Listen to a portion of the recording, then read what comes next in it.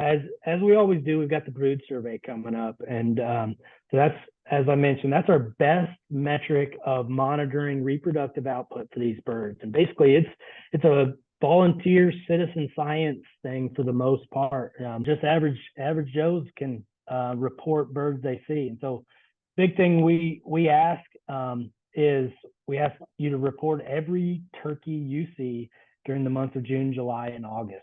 So when you have a sighting, we want to know how many hens are you seeing, how many poults or young birds, how many mature toms. And then we also have a spot for you to report how many birds you see that are unknown. You know, we even want to hear about it if you just saw a bunch of black dots across the field, not sure what they were, at least count those and let us know how many you saw. And so, but the major metric we're looking at with that is how many poults per hen, and that's what we monitor pretty closely and have been for a very long time. But what's new this year is we are switching from the old postcard format into an all electronic format.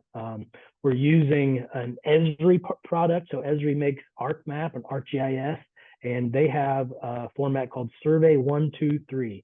And all the questions are going to be the exact same.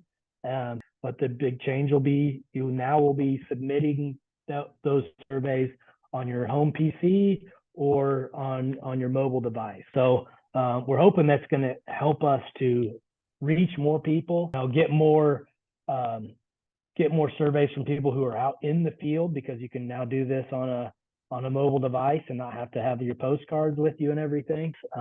What I'm really hoping for is a better sample size, which would allow us to look at these data at a finer detail. So right now, the numbers we get are really best looked at a statewide level.